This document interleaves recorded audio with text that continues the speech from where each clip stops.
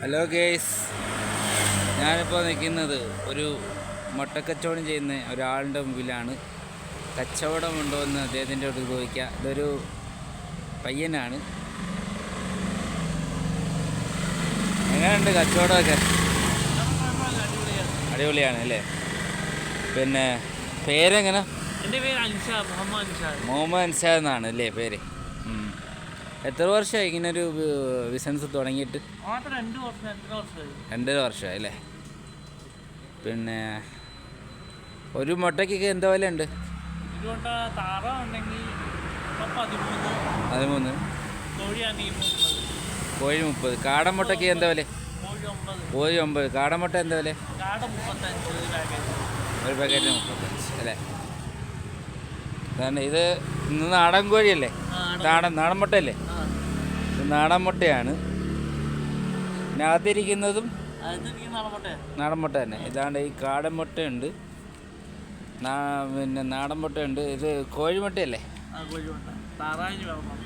കോഴിമുട്ടയുണ്ട്. താറാവ് സ്റ്റോക്കില്ല, വരണം എന്നാണ് പറയുന്നത്. പിന്നെ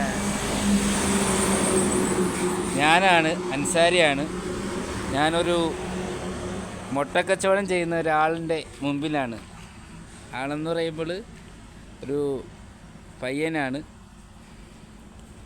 നിങ്ങൾ ഈ ചാനൽ ആദ്യമായിട്ടാണ് കാണുന്നതെങ്കിൽ സബ്സ്ക്രൈബ് ചെയ്യുക, ലൈക്ക് ചെയ്യുക, ഷെയർ ചെയ്യുക, കമൻറ്റ് ചെയ്യുക. മാക്സിമം നിങ്ങൾ വീഡിയോ ഫോളോ ചെയ്യുക. ഈ സ്ഥലം വരുന്നത് കനാളമുക്കിൽ നിന്ന് നേരെ വരുമ്പോൾ ആദിക്കാട്ട് മുക്ക് ഇടത്തെ സൈഡിലാണ് ഇവിടെ മുട്ടക്കച്ചവടമായിട്ട് ഇതിൻ്റെ ഓണർ മൊലാളി ഇവിടെ ഇരിക്കുന്നത്. അതായത് മൊലാളി എന്ന് പറയുന്ന ഒരു പയ്യനാണ്. പിന്നെ ഇതിൻ്റെ പിന്നെ ഈ വീഡിയോയിൽ കൂടെ ഒരു വാക്ക് പറയുന്നുണ്ട്, ആരൊക്കെയോ കളിയാക്കുന്നുണ്ടെന്ന് പറയുന്നുണ്ടായിരുന്നു. അതെന്തൊരു സംഭവം?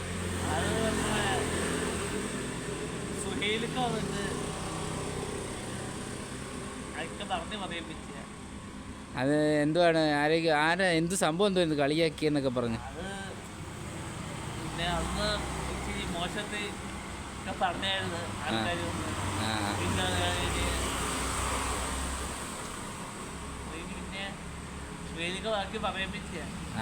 അത് ശരി. പിന്നെ എത്ര മണി വരെ ഉണ്ട് കച്ചവടം? 8:30 വരെ. രാത്രി 8:30 വരെ. രാവിലെ എത്ര മണിയാകുമ്പം കച്ചവടം? 7:45 വരെ കച്ചവടം ഉണ്ട് അല്ലേ?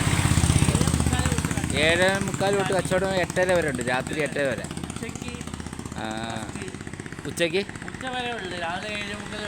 ഉച്ചവരെ ഉള്ളു. രാവിലെ 7:45 വരെ ഉച്ചയ്ക്ക് 1 മണി വരെയും വൈകിട്ട് 4 തൊട്ട് 8:30 വരെ. അത് ശരി. പിന്നെ